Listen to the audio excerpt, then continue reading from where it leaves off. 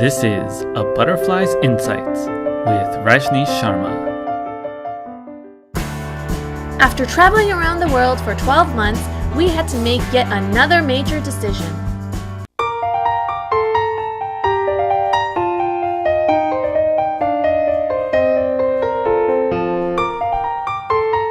Now, we could have continued traveling since financially we were okay, but we decided that it was time to take a break.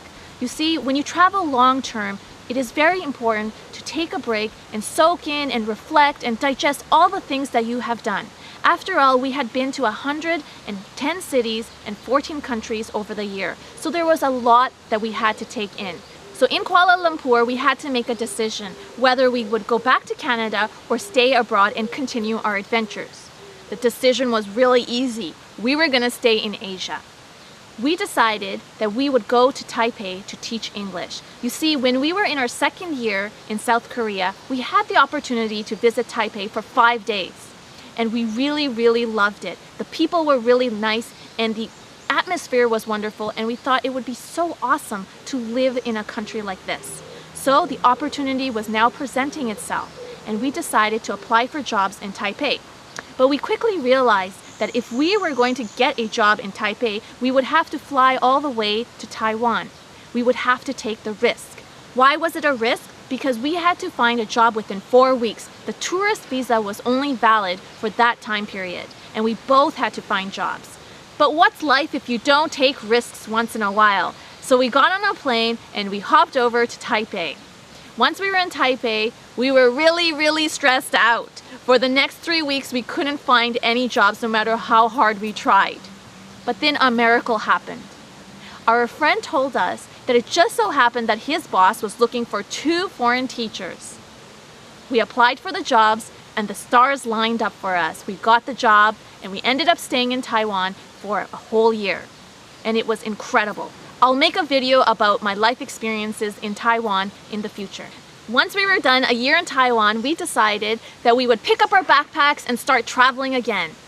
Believe it or not, you guys, when we did our world trip, we didn't really hit all the countries that we initially wanted to. So we decided, let's take the next 3 months and fulfill our travel desires. And so we ended up going to Borneo, Malaysia, Vietnam, Cambodia, Laos, and again to Thailand, and then finally we came back to Seoul. We did a stopover in Seoul for 3 days. We wanted to try authentic Korean food and finally say goodbye to a beautiful country that provided us with so many opportunities. A place that allowed us to totally change our lives and to travel more than we ever imagined. When we decided we were going to go back to Canada, I had mixed feelings. I didn't really want to leave Asia because I was loving our adventure abroad. The 4 years in Asia were some of the best years I had had in my entire life. But at the same time, we didn't want to teach English anymore. So we thought it's best to go back to Canada, pick up jobs that we would want to do, and start living a settled life. When I got to Canada, I was really surprised. I felt something called reverse culture shock. This is an experience that many travelers or people who live abroad for a very long time feel. I want to talk about this reverse culture shock and my experiences with it during my 4th episode. So in the meantime, guys, please subscribe to my YouTube channel. I would really like it if you did so. And while you're at it, why not just hop over to my website? I have a lot of blogs about our world trip. Perhaps you just may get inspired yourself. Okay, now I'm going to leave you with a quote from a very famous philosopher named St. Augustine. Please enjoy it. And remember, take care of yourself and start setting your travel goals. The world is a book, and those who do not travel read only 1 page.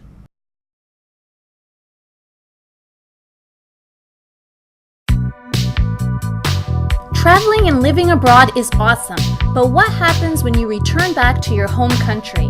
Find out in my next episode.